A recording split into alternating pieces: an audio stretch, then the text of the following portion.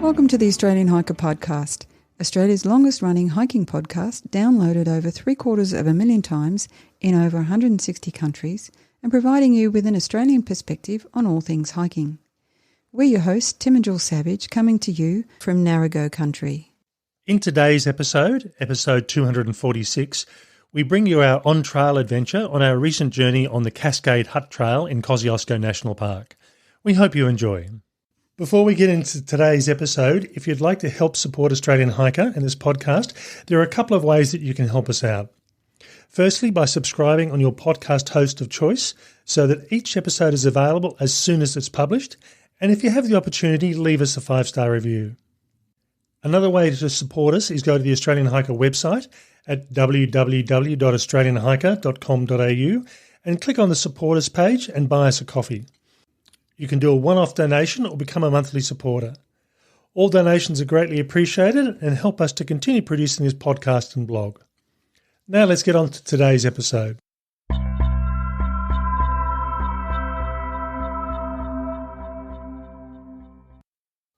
In early February 2023, we visited the Cascade Hut Trail in Kosciusko National Park. This was a trail that can be done either as a long day hike or as an overnight hike, and it was a bit of a surprise to us, mainly because of the weather conditions.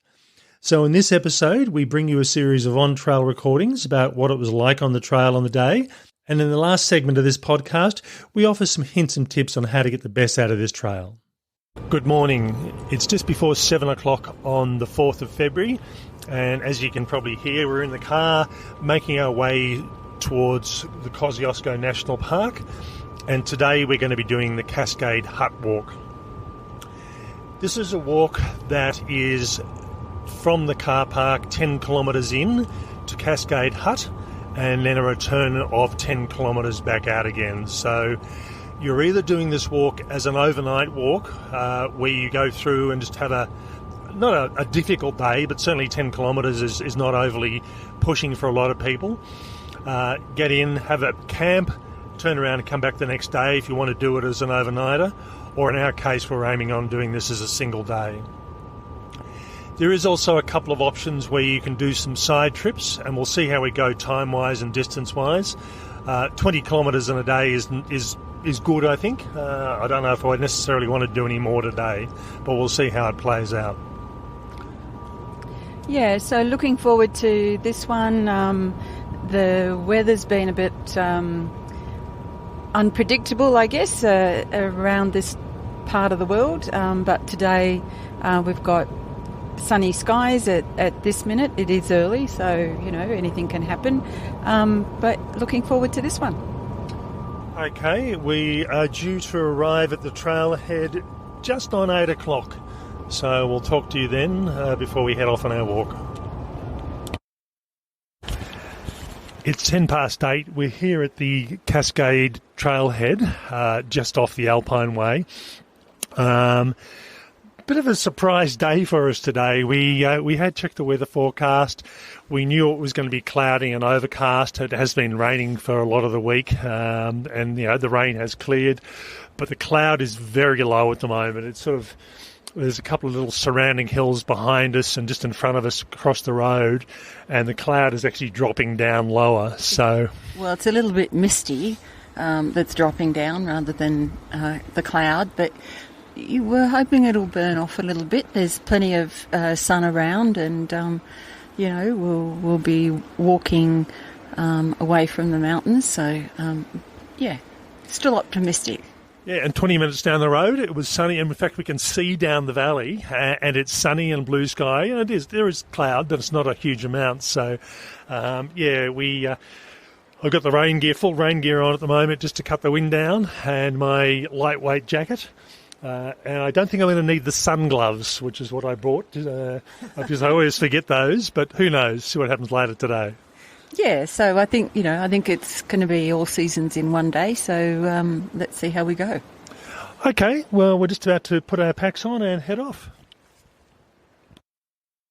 Good morning. It is 9:20 a.m. and we've been going for just over an hour and 5 minutes, and we've done 4.5 kilometres on our walk to Cascade Hut.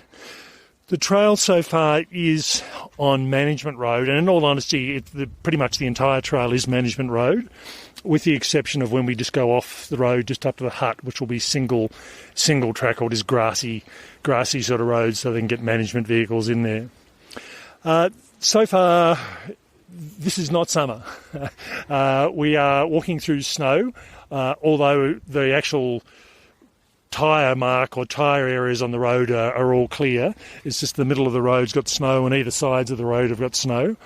So it'll be interesting to have a look at the photos of that. And this mist is still pretty solid, so I can probably see clearly maybe 50 metres up the road, and then it starts dropping off. So the mist is just clearing through. I would expect probably by the end of today that this is all have burnt off. But yeah, it's not what we expected, and this is typical of the Australian Alps. Yeah, the snow is beautiful. I mean, it's lovely to, walk along the road and see the piles of snow on either side and into the distance. And, it's probably lucky that I think it did rain overnight. We were expecting rain.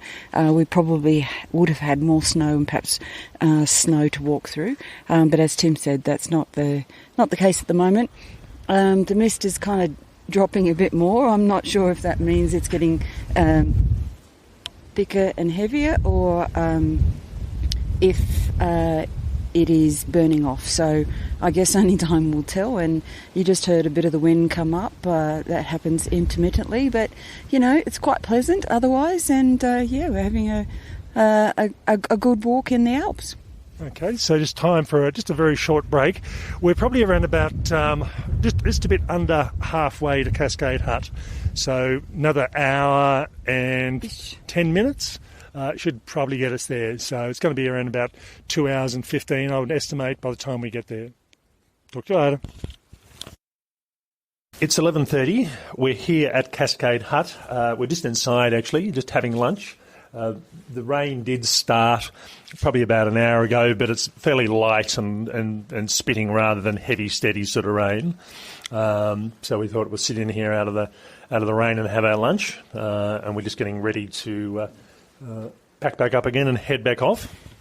Yeah, it's still a little bit cool. The rain has eased. We did have a little bit of heavier rain for a short period, but seems to be a little bit more peaceful now.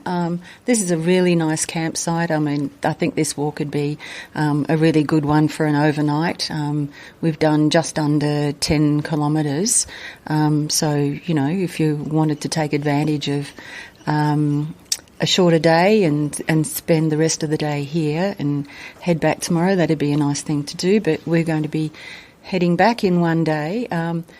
It's quite a scenic walk. There's lots of different landscapes and views, and I always like looking at the same walk on the way back and noticing the things I didn't notice when I was walking in the other direction. It took us about just a tiny bit over 2.5 hours to get here, so it wasn't too bad. I think it'll be a harder walk going back. We've basically gone from one valley up over a ridge into another valley, and this second valley is a bit steeper. So we spent a lot of the last hour or so walking downhill, and we're going to have to go back up that again. Once we get up to the ridge line and then go back on the other side, it'll be relatively easy. It'll be still undulating, some uphill bits, but mainly downhill and fairly flat in comparison to this one. As Jill said, it would be a really nice little walk if there was a bit of sun, but again, I don't mind the conditions as they are. This hut's interesting, and again, it's worthwhile having a look at the video slideshow, which will be on the write-up of this walk, and have a look at the inside of the hut. Very basic sort of hut.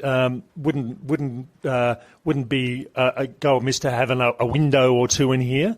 It's pretty much all timber construction, tin roof, and there's some fiberglass panels in the roof to let some light. In fact, one fiberglass panel on the roof to let a light in. But yeah, a couple of windows would get a bit more light in and make it a bit more pleasant. There's a sleeping platform in here, concrete/stone floor, fireplace and a bench just in front of the fireplace as well. So not a bad little hut overall, but yeah, I think there are some nicer huts in the Kosciusko region. Again, it's just because of the windows. So Yeah, I think, there's a lot of flat areas outside, so there's some good tent sites. So, this would be more the communal gathering place, I would imagine, and also, if the weather is really, really bad, it'd, provide that extra shelter. And the thing to remember with these huts as well, they're supposed to be for emergency use only, so don't plan on coming out and sleeping in the huts. It's just if things go wrong or the conditions turn really bad, then you can come inside and sleep in here. Otherwise, bring your tent out and sleep outside. Okay, we will finish off our lunch and then head off. It's 2:26 and we're back at the trailhead on Alpine Way after going to Cascade Hut and returning in about 6 hours and 1 minute, so we're going to call it 6 hours. The trip back was a bit different. The rain pretty much continued for most of the way back. It wasn't heavy, but it was light and steady, so for most of the way. So, and at one stage, and it was only a few, we had some flakes of snow. So give you an indication of what the weather's like at the moment. We also had sleet for a lot of the period as well, so easy trek to follow, but certainly a very different sort of walk back. And we took, 2 hours and 38 minutes to get there. That was including lunch, and then pretty much 2 hours and 20 to get back. So all up, as I said, around about 6 hours. So the trip back, I actually like the walk back. You get a great view of the river. Much better than on the way out. And despite the weather being, it was pretty bad, the small flakes of snow that Tim was talking about, it seemed pretty bad to me. And it's pretty cold and I'm pretty wet. And just now trying to get some sustenance and finish off my coffee from this morning. But yeah, I mean, it's even in, and I think this is probably an indicator, even in the conditions that we just walked back in, it's a really nice walk. So you can imagine that on a lovely day, it would be obviously even better, but the fact that it was still good and still enjoyable in these sorts of conditions, then that's a good thing. Okay, that's all for us today. In this next section, we're going to dissect this walk and provide some tips and suggestions for getting the best out of this walk. Okay, that's it.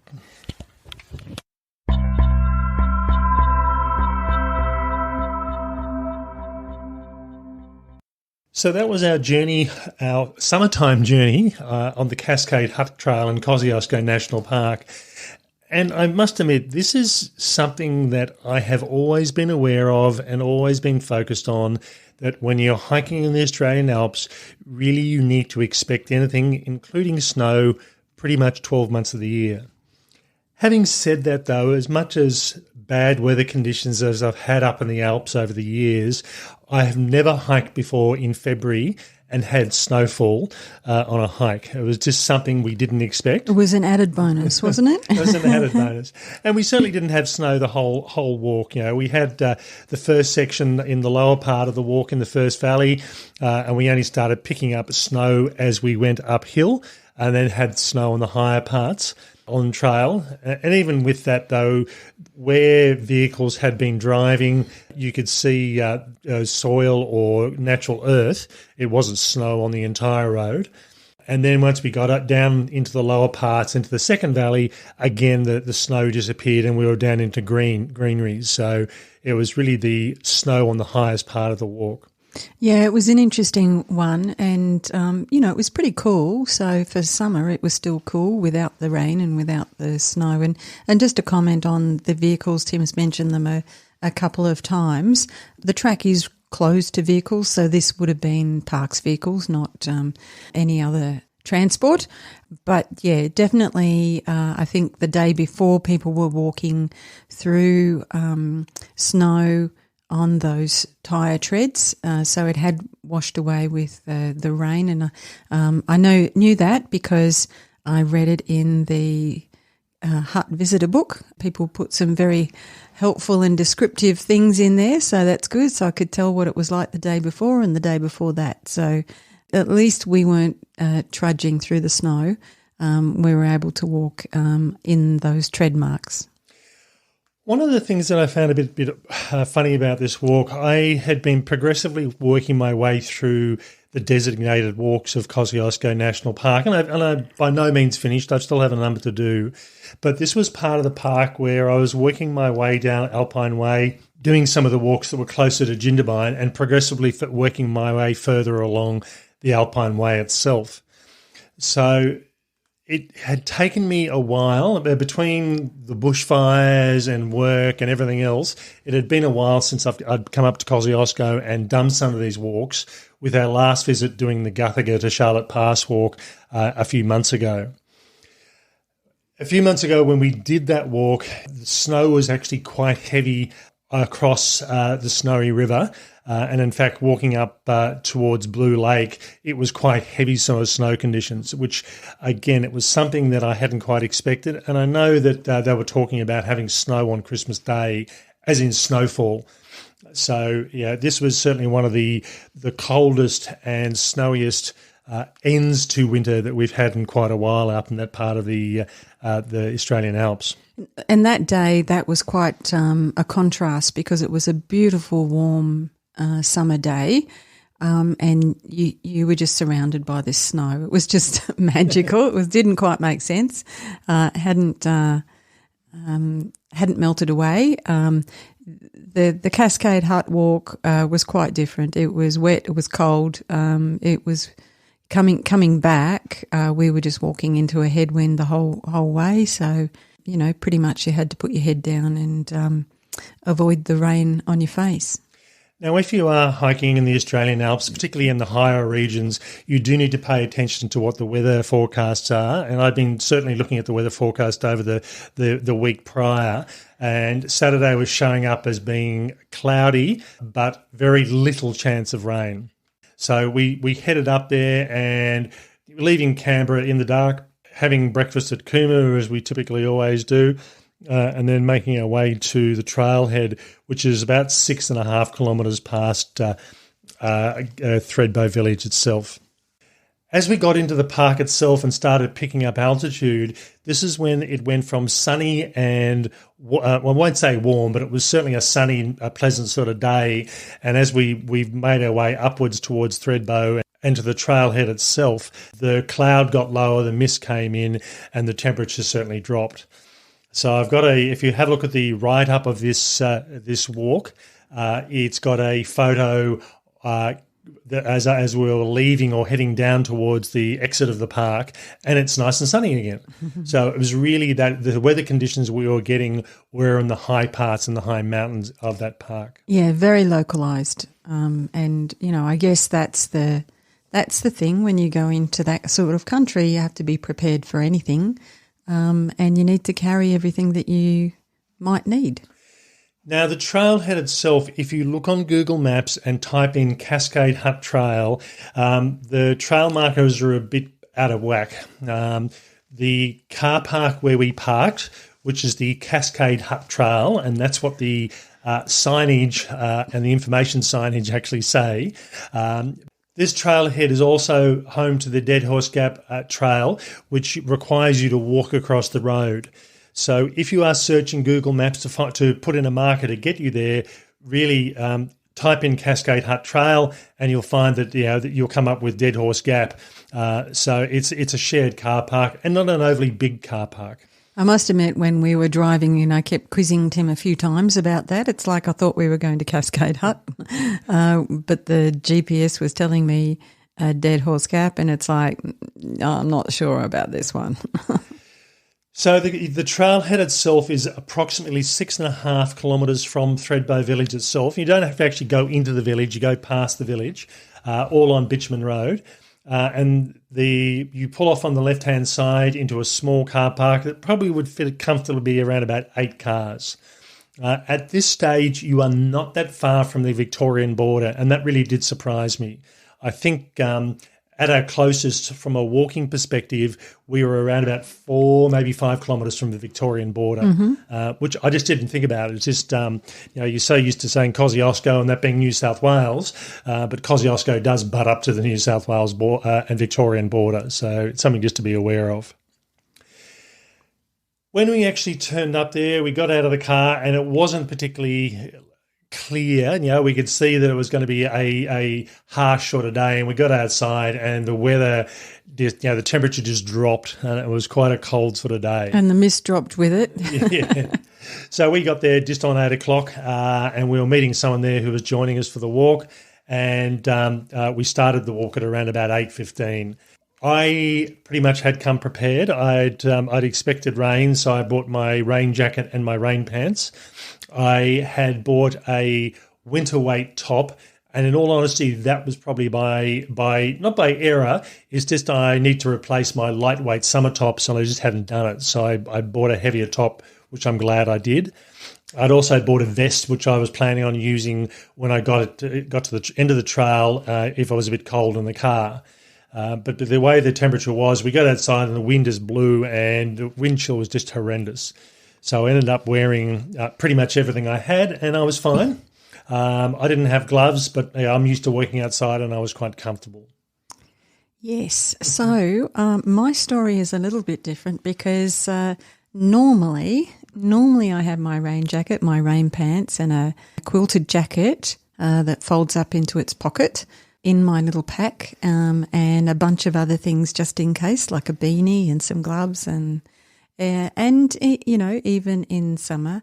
For some reason, I had done a big clean out and I had my rain jacket. So summer pants, a long sleeve cotton shirt, and everybody keeps telling you don't wear cotton. And I also had a quilted vest to put on. I put all of that on. I put my rain jacket over the top. I didn't have a beanie, didn't have my gloves. I wasn't as cold as I thought I would have been, which is quite interesting because it was very, very cold. But I have to say, for a fair chunk of the hike, I didn't feel my fingers. So that took a bit of time for the feeling to come back into my fingers. But I survived, and I do regret not having my rain pants because we were walking into the rain on the way back, as I was saying before. So my pants were absolutely saturated by the time I got to the car and drove back home, basically sitting in a puddle of water. But by the time I got home, I was reasonably dry. So that was the good thing about wearing lightweight pants. So a bit of a lesson for me, not to clean out of my bag and not to travel too light. Now, this walk was designated at roughly around about 18.8 kilometres, and we ended up measuring 19.88 kilometres, so 19.9 kilometres roughly. And one of the things that I couldn't really tell, and this is the thing that surprised me, I tend to go online and try and have a look at other people's write-up and reviews of these trails, and I found pretty much nothing. The stuff that I found online was just the general blurb saying, hey, this is a walk to Cascade Hut. It's a wonderful little walk. You'll enjoy it. You should do it. Yeah, Yay. and that was about it. So, this is one of the reasons that we do these walks and do the reviews that we do, just to give people a better indication of what's there. One thing that I couldn't tell was I knew that we were crossing rivers twice, and it's really Thredbo River, and I think it was Thredbo Creek was the second one we were crossing, and it was very hard to tell. It was the road, the management road went through the rivers, and it's not unusual in this part of the world to have to walk through the rivers at the same time. It's not overly deep. But certainly when the weather the way it was, the last thing you really wanted to do was to walk into water roughly knee depth and still keep on walking in freezing cold conditions. Thankfully, we walked down the road and found that we thought, okay, here's the crossing, and then 40 metres back was a small metal bridge that crossed the river. So, yeah, you have to look out for that one because it was a little bit difficult to see. It wasn't the trail wasn't as heavily used, as the management road, obviously. But, yeah, very grateful that we had that nice little crossing and didn't have to get wet feet. As we said, there was a second crossing which also had a small metal mesh bridge as well, so there's no requirement for you to physically get wet unless you feel like it. And there were a couple of areas on the management road where there were low points and the water was probably around about 15, 20 centimetres deep, and you just had to make your way around the edge just to avoid actually walking in water and getting wet feet. Yeah, and sometimes there were some rocks that you could navigate, and in one spot there was some small tree branches that you could use. In those cases, though, sometimes it was slippery and sometimes it was a little bit wobbly. So trekking poles were always a good idea. Now, on the way out, once we crossed the Thredbo River, we started to make our way gradually upwards out of the valley, and at some stage halfway up the hill, we started to get bits of snow on the sides of the path, which were progressively getting heavier and heavier as we went. Yeah, and once we reached, I think it was approximately about 1,800 metres, we pretty much had snow all off the road. And as Jill said, where we were putting our feet was bare soil, but off the trail it was pretty much solid snow. So it was, it's one of those sort of things you just have to expect it and come prepared for it. Yeah, and that point on the ridge was the lookout point. There wasn't much to look at. No, it's like, okay. Now I was maybe 10 metres. I was hoping to do this as a separate ride up as a shorter walk because it is there as a shorter walk, but just you wouldn't have seen much. We're going to have to go back and do it again, I think. Yeah, and certainly at the roughly towards the highest point, visibility was down to probably about 40 metres, and that was because of the mist and the snow on the side of the road. Vegetation-wise, we started off walking along the road, and we had trees on the hills. Also had trees on the other side of the hills, and then one of the things we did pick up to start with was first time I've ever seen deer in Kosciusko National Park. Mm-hmm. I know they're there, but I've never seen them before. We also saw or heard some horses, but we heard them, didn't see them. They obviously decided they didn't want to be near us and then just disappeared off, and very hard to see in the sort of conditions we were getting. Yeah, I think they were looking for some warmer conditions. They were smarter than we were. On the way back down, as we were coming down off the hill again, the snow started disappearing, and as we got down towards the lower valley again, it was pretty much all green, no snow whatsoever. And at this stage, we were starting to see horse prints on the road, horse manure on the road, and also deer footprints as well, or hoof prints as well. We got down to the second crossing and then had approximately around about 1 kilometre, maybe 1.5 kilometre to Cascade Hut itself. Now, the Cascade Hut itself is located in this second valley, and it's a bit different from a lot of other huts I'm used to. Most other huts in Kosciusko National Park, if they're anywhere near the road, you tend to see them as you're walking towards them. This one is not visible from the road. So you come around a slight corner, you keep on going, and there's a very poorly marked, and in fact there is no signage, and it's unless you're paying attention, it'd be very easy to walk past the turnoff. And in fact, the guy that we were with, John, he was saying that he'd talked to people previously and they'd gone 10 kilometres past, thankfully on electric bikes, and they didn't know where, they couldn't find it. And they said after four river crossings, and that was good indication. So if you're doing 2 river crossings, that's all. But we show photos of what the turnoff looks like, and it is a hard thing to pick, but roughly 1 to 1.5 kilometres. Yeah, so I was quite a way ahead of Tim and John, and came to the offshoot, if you like, down into the hut and the camping area, and it did seem to make sense to me to head down that way. And once I got in a little way down, you didn't have to go too far down. If you were standing, I guess, on the right side of that new trail, and you could see the side of the hut. So, if you go down any of the offshoots just a little way and you don't see a hut, then that's a pretty good indicator that's not the right place to go. But, once you took a few steps, you started to see it, and it really did open up, and it's a really nice spot, and would have been beautiful when it wasn't raining. It was pouring when we got there at that point, and we were having our lunch in the hut, and it was teeming, and it was like, yep, okay, that's great. And then it lightened up a little bit, still raining, but we took that as an opportunity to head back. So the hut itself is located in a large open grassy area, and certainly there were some trees close to the hut, but there was a large open area in front. There was a fire ring that people had obviously been using with a seating area around it, and a natural seating area, just bits of logs and things.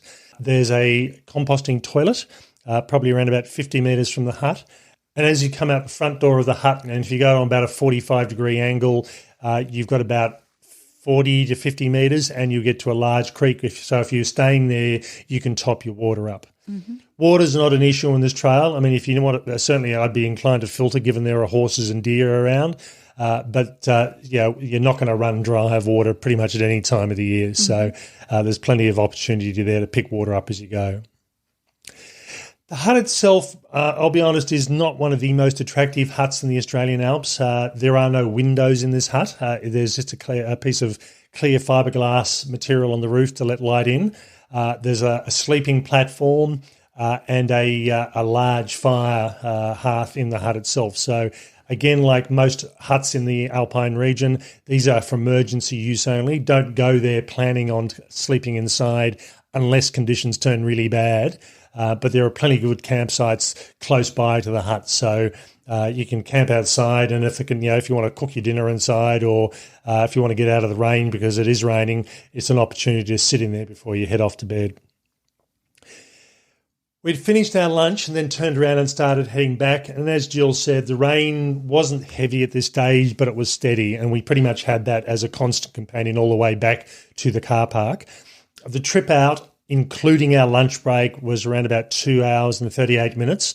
So probably about 2 hours and 15 to get there with a 20-minute odd lunch. Heading back up, I thought, I just remembered coming down that hill, and it's going to be a steep hill coming back up. It wasn't a really bad hill, but it was a steady ascent. Mm-hmm. And I must admit, I didn't really notice it that badly. It's not one of these things you think, it's going to kill me. It's just a steady, gradual uphill, a few flat areas, then it'd go uphill from there, and you're back into the snow area again. By this stage, the snow or the conditions had gotten worse, and I got into one point, and if you had a look at the video footage or on the video slideshow on the ride up, we were getting sleet, and there were definitely snowflakes in there as well. So I thought, okay, this is really lovely, and it was lovely. I'll be honest, it was quite attractive. Came back out downhill again and started heading out of the snow, but the rain sort of just kept on going, or the drizzle just kept on going. Well, the rain and the wind, and I think, that was cutting through, and, the rain was getting heavier, so I wouldn't have called it drizzle, but, there's a different categorization system happening here, I think. We eventually made our way back to the car park and got there. 6 hours and 1 minute was the entire trip time. So I think on the ride up, I've called this 6.5 hours. It's a bit more comfortable. And if you're doing this as a overnight trip, you've really only got 2.5, sort of 3 hours at worst to get out to the hut, and the same on the return. So it's not a difficult 2-day walk by any means. It's a good solid 1-day walk at just on 20 kilometres, but as a 2-day walk, it should be quite manageable. Yeah, and the thing that struck me that even in those conditions, I liked the return route. I didn't mind that steep climb out of the campsite area. The walking through the slightly heavier snow, and then coming down. Once you got closer to the creeks and the rivers, it was really quite pretty, and the water was moving pretty fast, but you had a better view, I think, of the waterways on the way back. So once we did our final recording, we basically headed off and headed back to Canberra again. So I think from our perspective, the trip to and from the trailhead is quite easily defined and managed. The walk, as we mentioned, I expected this to be, I had pictures in my mind of being hot and having to deal with March flies and not having to think about having snow in February. But again, this is the sort of conditions that you end up with in the Australian Alps, and this is what you've got to cater for. The March flies were pretty smart. They disappeared, didn't they? Yeah. And as we said, bigger life. We heard horses and we saw deer. So it's the sort of thing that I think on a sunny, clear day, we would have been more bird life around. We may have seen other animal life as well. But, they were pretty limited there. And even vegetation-wise, there were some flowering plants along the way. I think we've gone past peak wildflower season. That probably is really more into December, into late January. There were some around, but they certainly weren't big fields of wildflowers as you expect on the main range and areas like that. So I think, if you, particularly for this walk, given how far south it is, the altitude and so on, if you expect it to be either really, really, really hot and dry and, needing lots of sun protection and March fly protection, or the other extreme, really cold, potentially wet, potentially snowy, and you prepare for that, you'll probably end up with something in between, and it will definitely be an enjoyable walk. Okay, so really to get the best out of this walk, go through and look at the write-up of this walk. It'll have the images and video footage to show you what it's like and give you an indication of what to expect, and also show you we have an elevation graph as well to show you what we had on the hike. It probably looks worse than it is. It wasn't by any means a difficult walk, but if you're doing the 20 kilometres in one day, you'll certainly feel that. But if you're just doing one way each day, it's a good manageable sort of walk, I think. Okay, that's all for this week's episode. We hope you've enjoyed. Bye for now. And bye from me.